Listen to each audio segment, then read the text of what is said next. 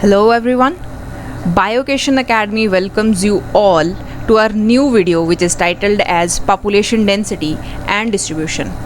आज की वीडियो में हम ये जानने वाले हैं कि पॉपुलेशन डेंसिटी के बारे में हमें कैसे पता चलता है कि एक पर्टिकुलर एरिया में कितनी पॉपुलेशन जो है वो एग्जिस्ट कर रही है। इकोलॉजी का ये टॉपिक है, इम्पॉर्टेंट टॉपिक है, इससे क्वेश्चंस देखे जाते हैं, इसीलिए हम इस टॉपिक को जो है वो आराम से जो है वो इस वीडियो के माध्यम से कवर अप करेंगे। तो आगे बढ़ते हैं और उससे पहले आप लोगों के लिए एक छोटी सी जानकारी है कि अगर आप हमारे जो JRF और नेट के बैचेस हैं उनको अगर आप ज्वाइन करना चाहते हैं तो एक तो डिस्क्रिप्शन बॉक्स में आपको हमारे नंबर्स जो है वो मिल जाएंगे, है ना, और आप स्क्रीन पे जो नंबर देख रहे हैं उस पे भी आप कॉल कर सकते हैं, राइट। और एड्रेस जो है आपको वो नीचे डिस्क्रिप्शन बॉक्स में मिल जाएगा, अगर आप हमें विज़िट करना चाहते हैं तो वहाँ से विज़िट कर सकते हैं। उसके बाद इम्पॉर्टेंट चीज़ क्या है कि हाँ, हम जो बैचेस हैं वो ऑनलाइन और ऑफलाइन, है ना, दोनों मोड्स में कंडक्ट करते हैं। हाइब्रिड मोड रहता है हमारा। ऑनलाइन बैच की जो कॉस्ट आपको पड़ेगी वो 18,000 पड़ती है और इसका जो ड्यूरेशन है वो 1 ईयर रहता है ना। तो इस दौरान आप 2 बार जो है वो CSIR नेट की एक तरह से कोचिंग ले सकते हैं, एक तरह से आप गाइडेंस ले सकते हैं, क्योंकि इस दौरान आप 2 बार तो अटेम्प्ट देने के लिए बैठेंगे ही, है ना। उसके बाद ऑफलाइन बैच की जो फ़ीस है वो 25,000 रहती है, इसका भी ड्यूरेशन 1 ईयर का है। अर्ली बर्ड डिस्काउंट अगर आप दोनों में जोड़ दें तो लगभग 3,000 रुपीज़ जो है वो आपको लेस हो जाते हैं, राइट। ओके, तो ये एक इम्पोर्टेंट जानकारी थी। अगर आप हमसे जुड़ना चाहते हैं तो नीचे जो हमने फ़ोन नंबर्स दे रखे हैं, आप उन पे कॉल करके हमसे गाइडेंस ले सकते हो, है ना, या फिर आप हमें विज़िट भी कर सकते हो। अगर आप YouTube के माध्यम से ही तैयारी करना चाहते हो तो हमारे साथ जुड़े रहें, क्योंकि ऑलरेडी आपको पता है कि हमने मॉलिक्यूलर बायोलॉजी जो यूनिट है उसको टारगेट कर दिया है और एक जो वीडियो है DNA रेप्लिकेशन की वो हमने अपलोड भी कर दी है। तो अगर आपने अभी तक वो नहीं देखी है तो नीचे डिस्क्रिप्शन बॉक्स में आपको लिंक मिल जाएगा, वहाँ से उसको चेकआउट कर सकते हो। तो इस तरह से सबसे पहले जो हम यूनिट टारगेट कर रहे हैं यूट्यूब पे, दैट इज़ मॉलिक्यूलर बायोलॉजी। देखो, साथ साथ में छोटे मोटे जो टॉपिक्स हैं, है ना, जो मुझे लगता है कि इंपॉर्टेंट है, यहाँ से क्वेश्चन आने के चांसेस ज़्यादा हैं, वो तो चलते ही रहते हैं, राइट।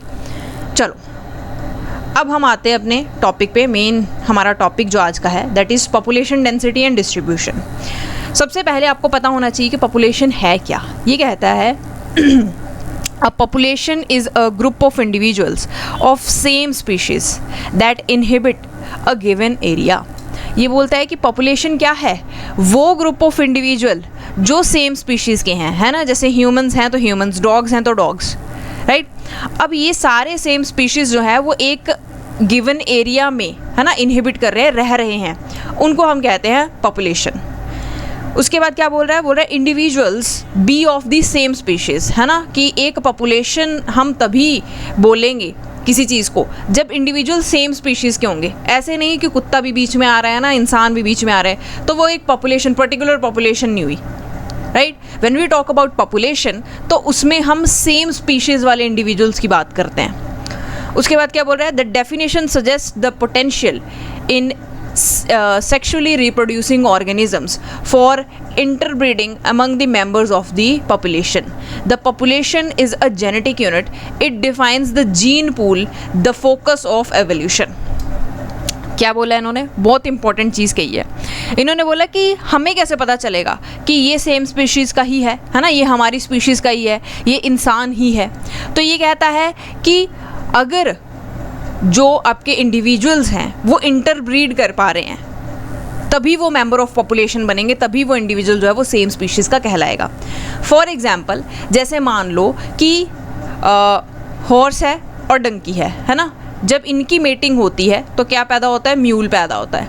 अब देखो, म्यूल जो होता है ना वो क्या होता है कि स्टेराइल होता है, वो नेक्स्ट अपनी जनरेशन को जो है वो मतलब रिप्रोड्यूस तो करता है लेकिन उसकी नेक्स्ट जनरेशन आती नहीं है क्योंकि वो इनफर्टाइल है।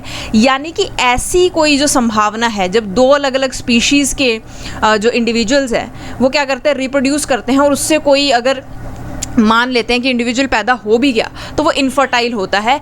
ऐसी जो नेचर है ना वो इस चीज़ की इजाज़त हमें नहीं देती है कि जो स्पीशीज़ है ना वो आपस में इंटरब्रीड नहीं कर सकती।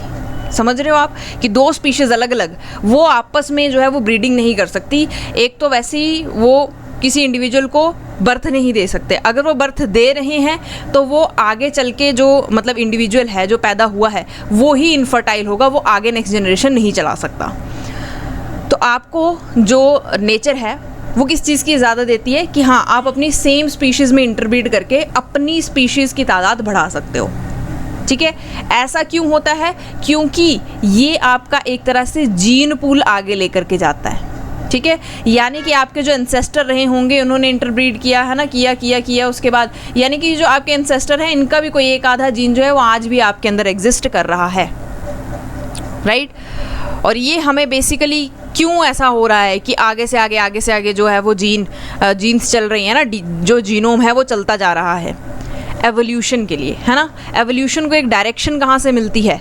यहीं से मिलती है, राइट। आई होप आपको इतना समझ में आया होगा। हाँ, एक और चीज़ कई बार पूछ लेता है कि पॉपुलेशन कैसी यूनिट है, तो याद रखिए ये एक जेनेटिक यूनिट है, right. I hope this is clear. चलो अब उसके बाद क्या बोल रहा है? Populations have unique features because they are an aggregate of individual. बोल रहे पॉपुलेशन के अलग अलग यूनिक फीचर्स होते हैं क्योंकि बहुत सारे इंडिविजुअल्स मिल करके, है ना, किसी भी पॉपुलेशन का निर्माण करते हैं। बोलते पॉपुलेशन हैव स्ट्रक्चर, है ना, इसका स्ट्रक्चर होता है। स्ट्रक्चर के लिए एक अलग वीडियो आएगी तो वो देखना, उसमें आपको समझ में आ जाएगा। उसके बाद बोल रहा है which relates to characteristics such as density. Density क्या होती है किसी भी चीज़ की? लाइक अगर हम पॉपुलेशन के टर्म्स में बात करें, the number of individuals per unit area, कि एक पर यूनिट एरिया में, है ना, लाइक 1 किलोमीटर में कितनी पॉपुलेशन जो है वो रह रही है, that is your density, right. उसके बाद क्या बोल रहा है? Proportion of individuals in various age classes. Like अगर आपको देखना है कि 1 किलोमीटर के एरिया में बताओ कितने बूढ़े रह रहे हैं, बताओ कितने यंग पीपल रह रहे हैं, है ना, या कितने बच्चे जो हैं वो रह रहे हैं 14 की एज से नीचे, है ना। तो कैसे पता चलेगा? जब आप वहाँ की सैम्पलिंग करोगे आपको डाटा मिलेगा, फिर आप उसको एक अलाइन करोगे, है ना, कि 14 से कम वाले एज वाले यहाँ आ जाए, है ना, फिर उसके बाद नेक्स्ट जो है एडल्ट वाले उसमें आ जाए और ओल्ड एज वाले अलग आ जाए। तो वो आपको क्या बताएगा? प्रोपोर्शन बताता है इंडिविजुअल के कि वेरियस क्लासेस, एज क्लासेस के कितने कितने इंडिविजुअल जो है वो 1 किलोमीटर के दायरे में रह रहे हैं, राइट। उसके बाद क्या बोल रहा है? Spacing of individuals relative to each other, है ना, कि एक दूसरे से कितने जुड़े हुए हैं। उसके बाद क्या बोल रहा है? Population also exhibit dynamics, a pattern of continuous change through time that result from birth, death and movement of individual. ये कह रहा है, देखो कहानी बताइए कि एक इंसान जो है वो पैदा होता है, फिर क्या होता है, पूरी अपनी ज़िंदगी जो है वो जीता है ना, उसके बाद मर जाता है। तो कॉन्टिन्यूस चेंज है ये एक तरह का, है ना, डायनेमिक ही है ना, क्योंकि कॉन्टिन्यूस चेंज, एक इंसान अपनी लाइफ में बहुत सारे चेंजेस जो है वो मरने तक करता है। जैसा वो पैदा होता है, जैसे वो अपने आसपास चीज़ें देखता है, मरने तक वो वैसा नहीं रहता जैसा वो पैदा हुआ था, right. I hope this is clear. उसके बाद नेक्स्ट चीज़ क्या बोल रहा है? बोल रहा है the individual tree or plant produced by sexual reproduction and thus arising from a zygote is genetic individual. उसको हम क्या कहते हैं? जेनेट। ठीक है, देखो कई बार टर्म्स यूज़ कर लेता है तो ये समझना ज़रूरी है। बोल रहे कोई भी ट्री या प्लांट जो है अगर वो सेक्सुअली रिप्रोड्यूस कर रहा है ना, सेक्सुअल रिप्रोडक्शन में हमेशा क्या बनता है? जाइगोट बनता है। और बोल रहा है कि वो जाइगोट से फिर आगे चल के अराइज हुआ, एक पूरा इंडिविजुअल बना, यानी कि वो एक जेनेटिक इंडिविजुअल है। उसको हम किस टर्म से बुलाते हैं? जेनेट वर्ड से बुलाते हैं। ठीक है, बोल रहे हैं modules produced asexually by the genet are ramets. ठीक है, वो जेनेट्स, है ना, या वो जेनेटिक इंडिविजुअल जिसने क्या किया आगे चल करके एसेक्सुअली रिप्रोड्यूस कर लिया। ठीक है, या फिर कोई रैमिट ही है ना, मान लो कि कोई एसेक्सुअल रिप्रोडक्शन करने वाला ही इंडिविजुअल है, उसने एसेक्सुअल रिप्रोडक्शन से आगे अपनी तादाद बढ़ाई, तो इसको हम क्या कहेंगे? रैमिट। बस इतना याद रखो, जो प्लांट या ट्रीज सेक्सुअल रिप्रोडक्शन करते हैं उनको हम कहते हैं जेनेट। जो प्लांट्स क्या करते हैं? एसेक्सुअली डिवाइड करते हैं, उनको हम कहते हैं रैमिट्स। 2 टर्म्स आपको बता दी, ये ध्यान में रखनी है। ओके, नेक्स्ट क्या बोल रहा है? बोल रहा है the distribution of a population describe it's special location, the area over which it occurs. बोल रहा है कि पॉपुलेशन की डिस्ट्रीब्यूशन जो है ना, वो किसके ऊपर डिपेंड करती है कि वहाँ की लोकेशन कैसी है, जहाँ पे लोग रह रहे हैं वहाँ की लोकेशन कैसी है। लोकेशन के हिसाब से पॉपुलेशन डिस्ट्रीब्यूशन जो है वो देखी जाती है। बोले distribution is based on the presence and absence of individual. हमें कैसे पता चला कि डिस्ट्रीब्यूशन है इंडिविजुअल्स की, कि वहाँ पे अगर लोग रह रहे होंगे तो मतलब प्रेजेंस है इंडिविजुअल्स की, है ना। फॉर एग्जांपल जैसे ये जो साथ में एक डायग्राम सी लगाई है, इसको देख लो। अब देखो यहाँ जहाँ पे कुछ नहीं है ना, खाली वाला हिस्सा है, तो ये डिस्ट्रीब्यूशन ही हुई ना कि यहाँ पे इंडिविजुअल्स नहीं रह रहे हैं वर्सेस जहाँ पे इंडिविजुअल्स रह रहे हैं। इसी चीज़ को तो आप डिस्ट्रीब्यूशन कह रहे हो, राइट। उसके बाद क्या बोल रहे हैं, a spatial boundary within which all individuals in the population reside. बोलता है कि जहाँ पे भी देखो, अब आपने लाइंस के बारे में देखा होगा, नेशनल ज्योग्राफी सबने देखा होगा, है ना। अब वहाँ पे क्या बताते हैं कि ये इसका एरिया है ना, लाइन की एक टेरिटरी होती है, तो एक स्पेशल बाउंड्री हर एक पॉपुलेशन जो है वो बनाती है। कैसे वो बनती है देखो, बोल रहा है when the defined area encompasses all the individuals of a species, है ना। कहने का मतलब ये है कि एक पर्टिकुलर स्पीशीज़ जो है वो कितना टोटल एरिया ऑक्यूपाई कर रही है वहाँ पे रहने के लिए, है ना। वहाँ पे वो रह रही है, खा रही है, पी रही है ना, तो कितना एरिया उसने कवर अप कर रखा है। बोल रहे the distribution describes the population geographic range, कि ये जो डिस्ट्रीब्यूशन है ना, जैसे मान लो कि पेंगुइन्स ले लो, है ना, फॉर एग्जाम्पल पेंगुइन्स। अब पेंगुइन्स है लिविंग बीइंग, तो फिर वो थार डेजर्ट में क्यों नहीं मिलते, तो फिर वो एशिया वाले हिस्से में क्यों नहीं दिखाई देते, है ना। वो हमेशा कोल्ड रीजन्स में ही क्यों दिखाई देते हैं, जहाँ पे जो 12 महीने है वो बर्फ़ रहती है, क्योंकि उनका जियोग्राफिक रेंज है वो अगर, है ना, -20 डिग्री सेल्सियस से ऊपर वाली कहीं जगह पे रहने चले जाएंगे, है ना। मान लो कि जहाँ पे धूप निकल रही है ना, दोपहर में गर्मी पड़ रही है, बर्फ़ नहीं है, तो वो उस चीज़ को टॉलरेट नहीं कर पाएंगे। यानी कि कहने का मतलब ये है कि ये जो डिस्ट्रीब्यूशन है ना पॉपुलेशन की, कि पॉपुलेशन कहाँ तक डिस्ट्रीब्यूटेड है, ये पॉपुलेशन की जियोग्राफिक रेंज बताती है कि जो पेंगुइन्स हैं वो कहाँ मिलेंगी, जहाँ पे हमेशा बर्फ़ पड़ी रहती है। ये उसकी एक जियोग्राफिक रेंज है, ठीक है। अब अगर आपको कोई बोलेगा कि पेंगुइन्स ढूंढ के लाओ, और आप चलेगी जी एशिया इंडिया में ढूंढ लेते हैं, तो नहीं मिलेंगी ना, है ना। तो आपको एक जियोग्राफिक रेंज पता है कि कहाँ मिलेंगी, जहाँ पे हमेशा बर्फ़ रहती है। तो चलो अंटार्कटिका, है ना, तो वहाँ पे जो है वो पेंगुइन मिलने के चांसेस हैं, right. I hope I am clear, आपको समझ में आ रहा है कि क्या चीज़ की बात की जा रही है, कि पॉपुलेशन की जियोग्राफिक रेंज, जो पॉपुलेशन की डिस्ट्रीब्यूशन है ना, कि कहाँ किस हद तक, है ना, कहाँ तक जो है वो पॉपुलेशन पर्टिकुलर स्पीशीज़ जो हैं वो रह सकती हैं या दिख सकती हैं, वो अपनी एक पर्टिकुलर जियोग्राफिक रेंज बना लेते हैं कि इसी रेंज में वो मिलेंगे। और रेंज कैसे बनती है कि वहाँ पे एनवायरमेंटल कंडीशंस कैसी हैं। अगर वहाँ पे एनवायरमेंटल कंडीशंस उनके अकॉर्डिंग हैं तो वो वहाँ पे सर्वाइव करेंगे। अगर एनवायरमेंटल कंडीशंस उसके अकॉर्डिंग नहीं है तो वो उस चीज़ को टॉलरेट नहीं कर सकते, और वहीं पे उनकी जियोग्राफिक रेंज जो है वो ख़त्म हो जाएगी। I hope this is clear.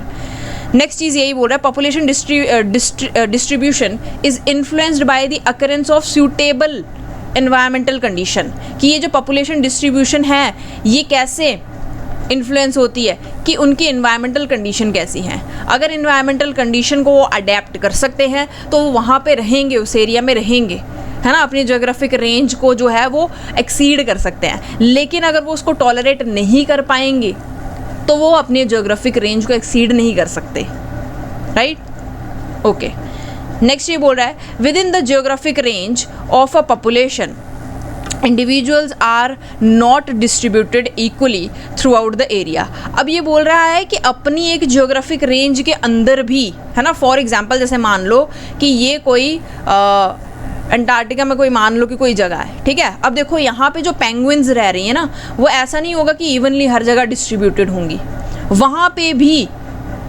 भी ये equally throughout the area में डिस्ट्रीब्यूटेड नहीं होंगी, राइट। अब ये बोल रहे हैं individuals occupy only those areas that can meet their requirement. अब इस पूरी जगह पे भी ये पूरी की पूरी क्या होगी, इनकी जियोग्राफिक रेंज हो गई ना, कि ये इस रेंज से आगे वाला टेम्परेचर या क्लाइमेटिक कंडीशंस को झेल नहीं सकते, इसीलिए ये इससे आगे जो है वो एग्जिस्ट भी नहीं कर सकते। इसके अंदर वाली जो पूरी रेंज है ये यहाँ, ये पूरी क्लाइमेटिक कंडीशन इनके हिसाब से है, लेकिन ये यहाँ पे भी हर जगह नहीं रह सकते, राइट। अब ऐसा क्यों हो रहा है, क्योंकि ये उन्हीं जगह को ऑक्यूपाई करेंगे जहाँ पे इनकी रिक्वायरमेंट जो है वो मीट हो रही है। मान लो कि ये क्लाइमेटिक कंडीशन तो है, लेकिन यहाँ पे खाने की कोई रिसोर्स नहीं है, तो ये यहाँ कैसे रहेंगे, है ना। ये वहीं रहेंगे जहाँ पर इनको खाने का, है ना, पीने का सब कुछ अच्छे से मिल रहा है।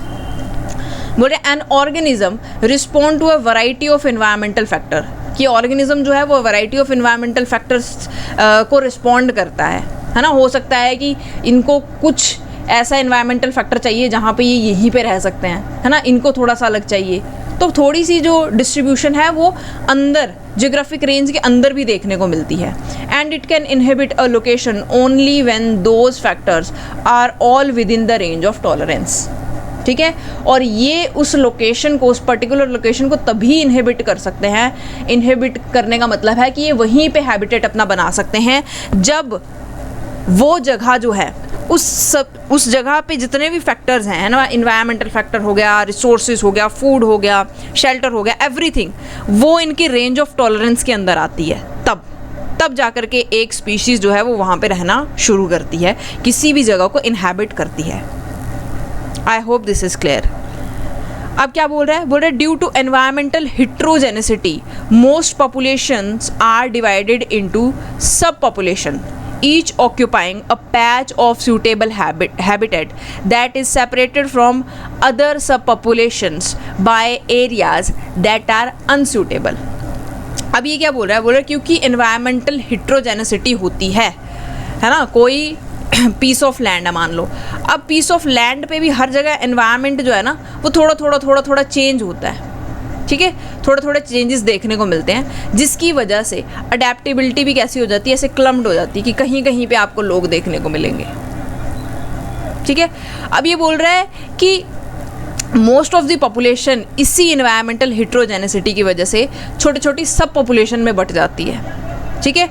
और जैसे कि हम देख रहे हैं यहाँ पे, अब ये क्या करेंगे, इस लैंड ऑफ, इस जो ये पीस ऑफ लैंड है ना, इसको इन्होंने देखो कैसे ऑक्यूपाई किया हुआ है, छोटा पैच जो है वो इन्होंने ऑक्यूपाई कर लिया, ठीक है। अब देखो इनका हैबिटेट थोड़ा सा डिफरेंट होगा इनसे, इनका हैबिटेट थोड़ा सा डिफरेंट होगा इनसे, है ना। तो यानी कि कहने का मतलब ये है कि थोड़ा सा डिफरेंस जो है वो अंदर सब पॉपुलेशंस के अंदर भी होता है, right. I hope this is clear. अब ये बोल रहा है the population is divided into local sub population.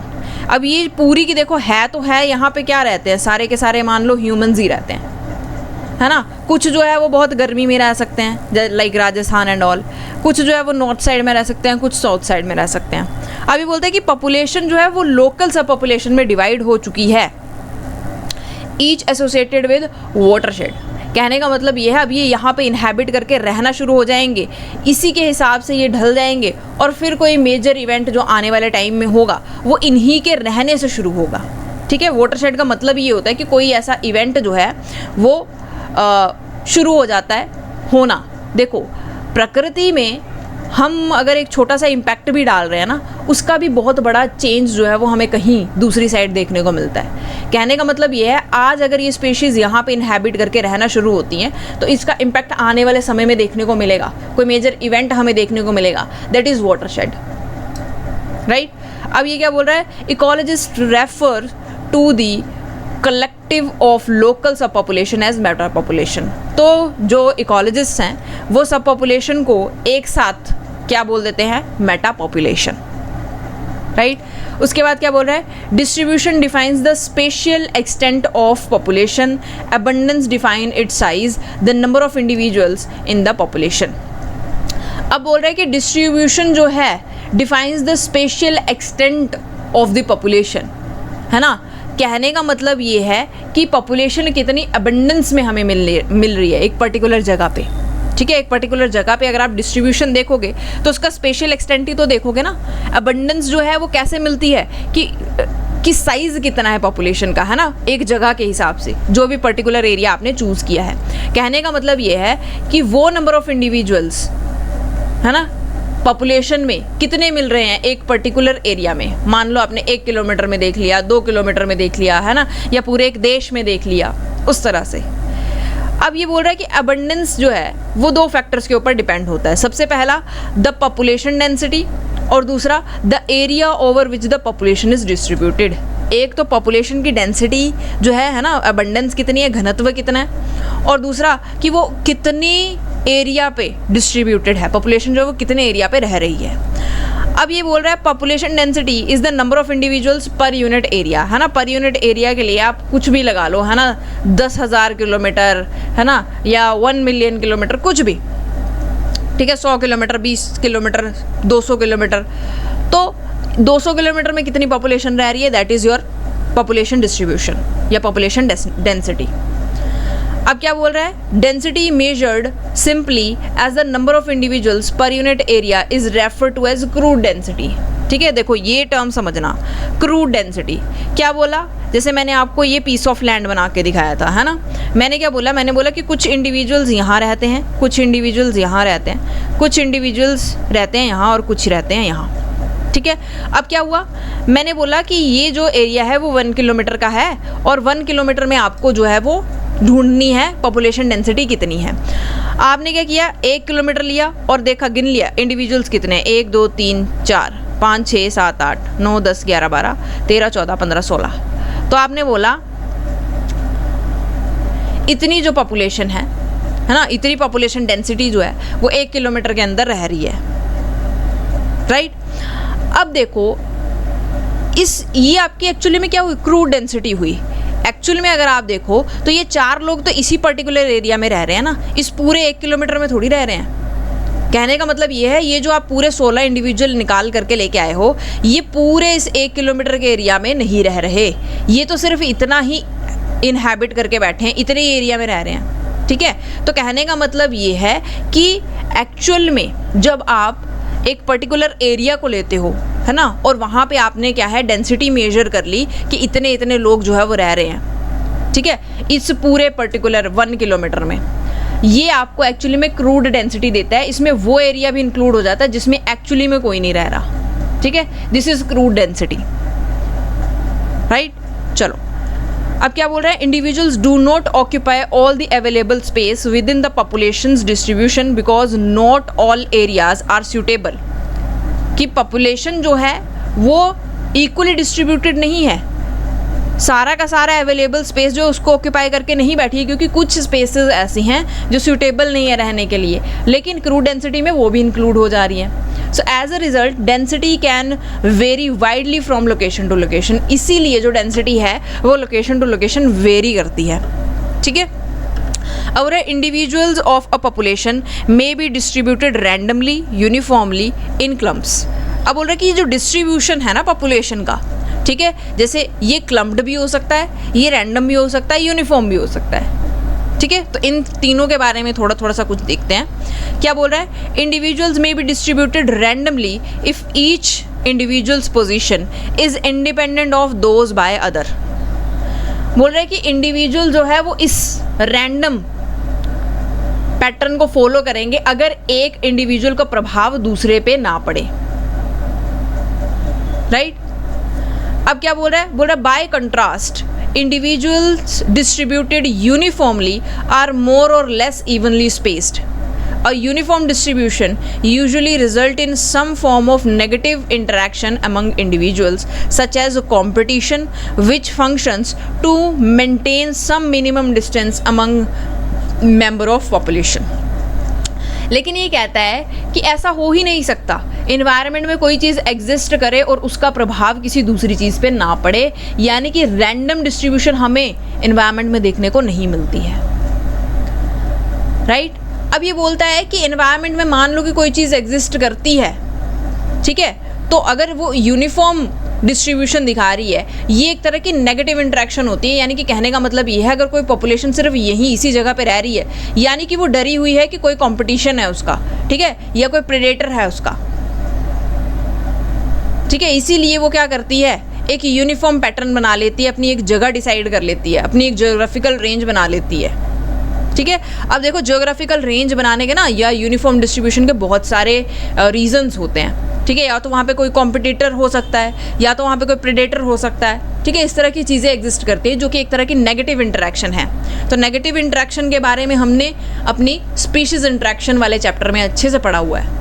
ठीक है, अगर आपने वो वीडियो नहीं देखी है, नीचे डिस्क्रिप्शन बॉक्स में आपको लिंक मिल जाएगा, या ऊपर स्क्रीन पे भी जो लिंक्स है ना वो आते रहते हैं, तो आप वहाँ से टैप करके उस वीडियो को सबसे पहले देख लो और इंटरेक्शंस के बारे में देखो कि कैसे इंटरेक्ट करते हैं इंडिविजुअल्स, राइट, और किस किस तरह की इंटरेक्शन होती है। तो इस तरह की जो इंटरेक्शन है या ना यूनिफॉर्म डिस्ट्रीब्यूशन जो बेसिकली देखने को मिलता है ना, वो नेगेटिव इंटरेक्शन की वजह से देखने को मिलता है, राइट।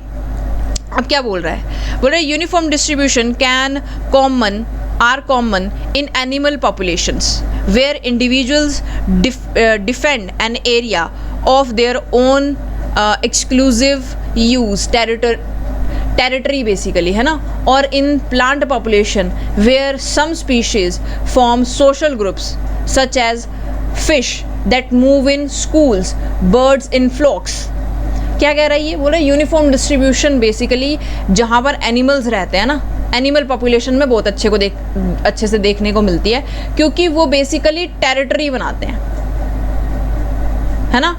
अब वो टेरिटरी बनाते हैं तो इस टेरिटरी में जो है वो शेर रहेंगे, है ना, इस शेर की टेरिटरी में दूसरा कोई नहीं आएगा, है ना। तो वो टेरिटरी वाला जो लिविंग है ना, वो एक तरह से इस तरह से यूनिफॉर्म पैटर्न बना देता है।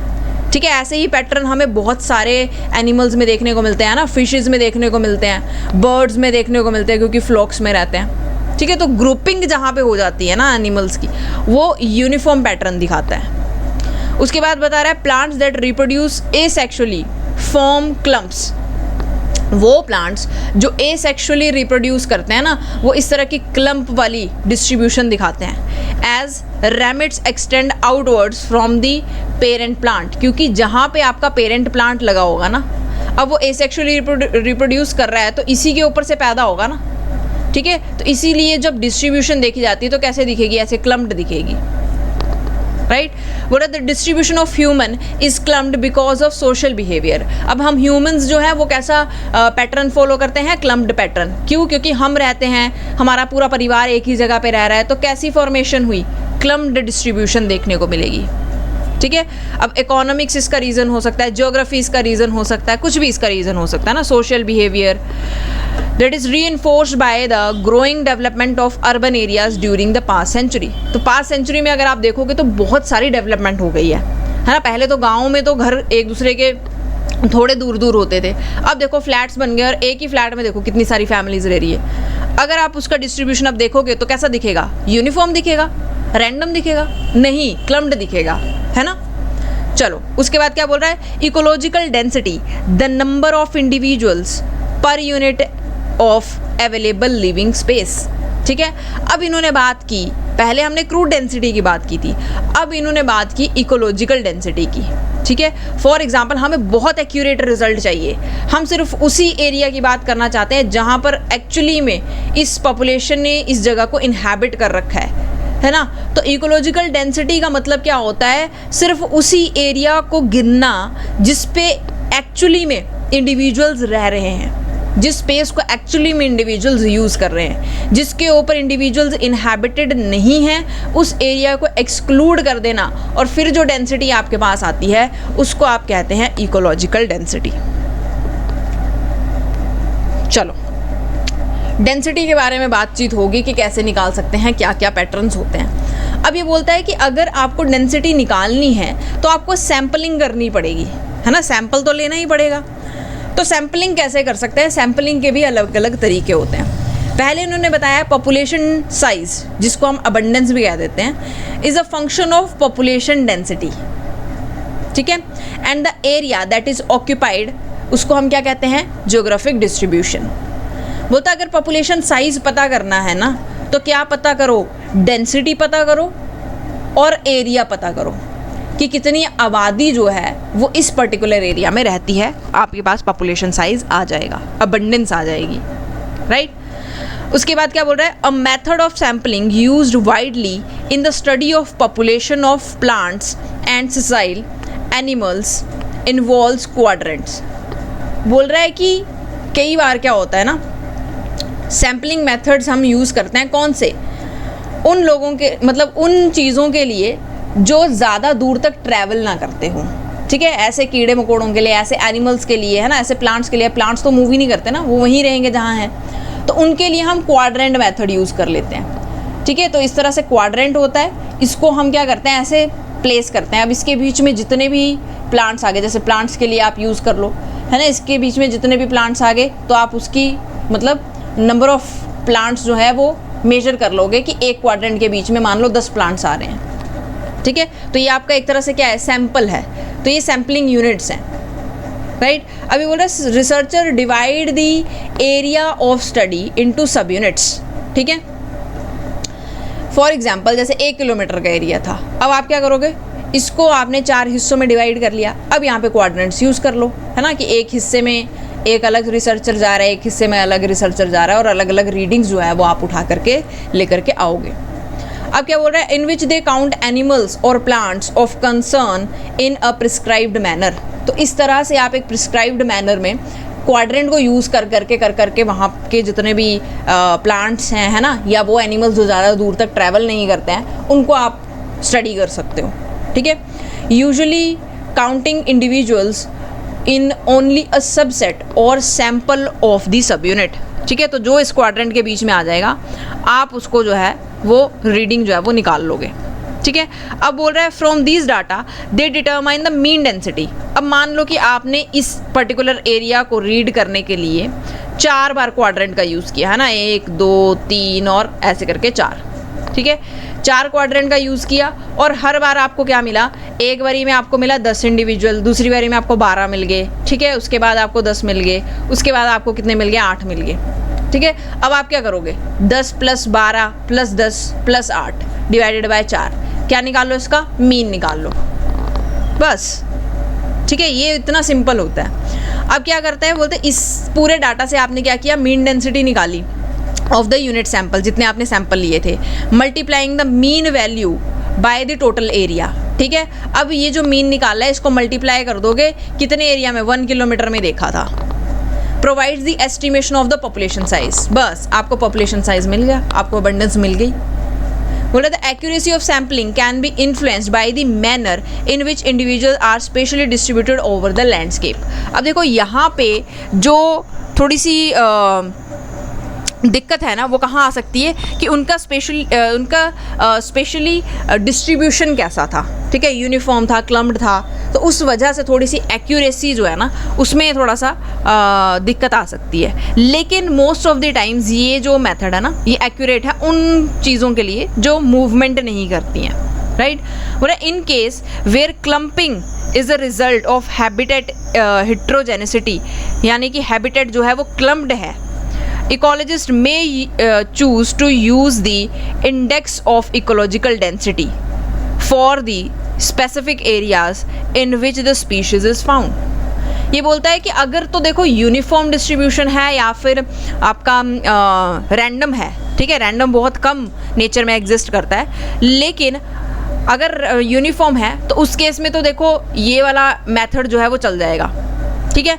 मान लो कि क्लम्प्ड डिस्ट्रीब्यूशन है, अब यहाँ पे कहीं कहीं पे आपको पॉपुलेशन देखने को मिलेगी और क्वाड्रेंट में तो बहुत सारी लैंड आ जाएगी, तो उस केस में ये बोलता है कि उस केस में हम इकोलॉजिकल डेंसिटी निकालते हैं, है ना, सिर्फ वही एरिया यूज़ करते हैं जिस पे एक्चुअली में आपकी जो पॉपुलेशन है वो रह रही होगी, ठीक है, बस इतनी सी चीज़ है, ठीक है। ऐसा क्यों करते हैं इकोलॉजिकल डेंसिटी, क्योंकि एक्यूरेसी हमें अच्छी मिलती है ना, इससे एक्चुअली में पता चलता है कि इतने पीस ऑफ लैंड पे, है ना, इतनी जगह पे इतने इंडिविजुअल जो है वो रह रहे हैं। आई होप दिस इज़ क्लियर।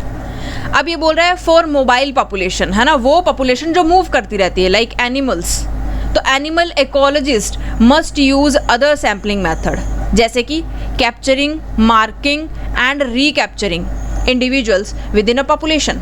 तो इस मेथड को कहा जाता है मार्क रिकैप्चर मेथड, और ये वाइडली यूज टेक्निक है एनिमल पॉपुलेशन को एस्टिमेट करने के लिए। क्या कहता है, बोल रहा है कैप्चर, रिकैप्चर और mark recapture method are based on trapping, marking and releasing. तो इसमें सबसे पहले आपको ट्रैप करना पड़ता है एनिमल्स को, फिर उनको मार्क कर दो, फिर उनको रिलीज कर दो। A known number of marked animals into the population. तो अब आपको पता है कि आपने कितने एनिमल्स को मार्क किया, फिर उनको आपने कहाँ छोड़ दिया, पॉपुलेशन में छोड़ दिया, नॉर्मल पॉपुलेशन में छोड़ दिया। After giving the marked individuals an appropriate period of time to once again mix with the rest of population, some individuals are again captured from the population. तो अब आपने क्या किया, पहले उनको पकड़ा था, मान लो 5 पकड़ लिए, उनको मार्क कर दिया, फिर उनको दोबारा छोड़ दिया। अब कुछ टाइम बाद आप दोबारा आओगे और वहाँ से इंडिविजुअल्स को पकड़ोगे और फिर देखोगे उसमें से कितने आपको मार्क्ड मिले। ठीक है, अब जितने मार्क्ड मिले होंगे उसकी वजह से हमें क्या पता चल जाता है, उनकी पॉपुलेशन कितनी होगी। ठीक है, इसके ऊपर क्वेश्चन आ जाता है, ध्यान से समझ लेना। अगर सिंगल मार्क, सिंगल रिकैप्चर हो रहा है तो उसको क्या कहते हैं, लिंकॉलन इंडेक्स या फिर पीटरसन इंडेक्स।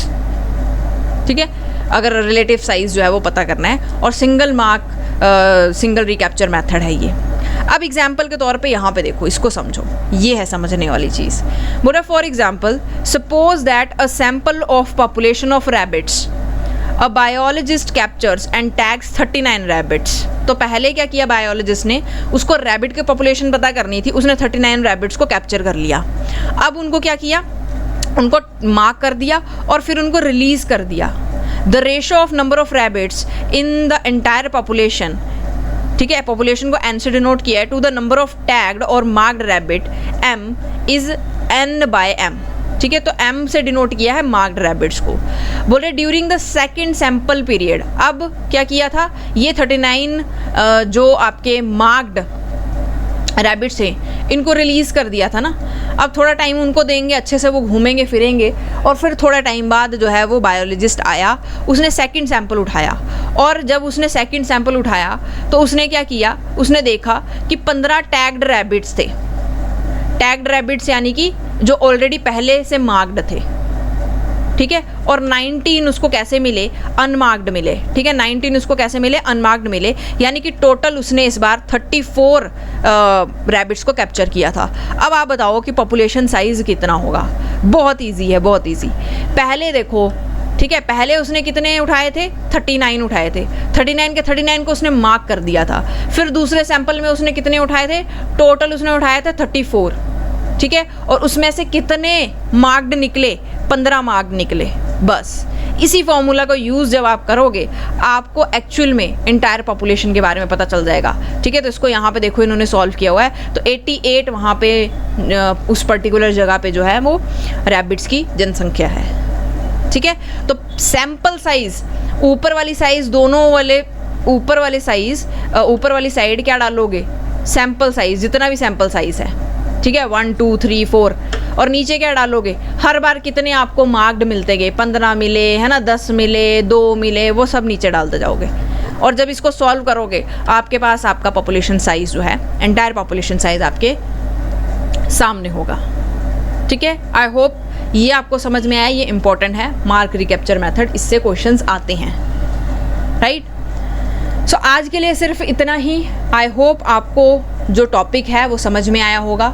इससे जुड़े हुए क्वेश्चंस जो हैं वो हम नेक्स्ट जो हमारी वीडियो आने वाली है उसमें ज़रूर करेंगे।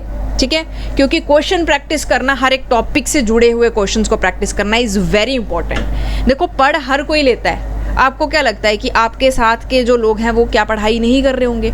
Everybody is studying, but question को समझ के क्या पूछा है, कैसे उसको टारगेट करना है, कैसे उसमें से आंसर निकालना है, ये सीखना पड़ता है ना। और अगर आप खुद ये चीज़ कर सकते हैं, वेल एंड गुड। अगर आपको गाइडेंस की ज़रूरत है तो बायोकेशन एकेडमी आपके लिए हमेशा हाजिर है। आप हमारे बैचेस को कभी भी ज्वाइन कर सकते हो। ठीक है, आपको सारी इन्फॉर्मेशन मैंने दे दी है। आई होप आप जो है वो अपने लिए बेस्ट चूज़ करेंगे, है ना, और बेस्ट करेंगे। So thank you so much. आज के लिए सिर्फ इतना ही। मिलते हैं नेक्स्ट वीडियो में, तब तक के लिए अपना ख्याल रखें और पढ़ते रहें। Thank you.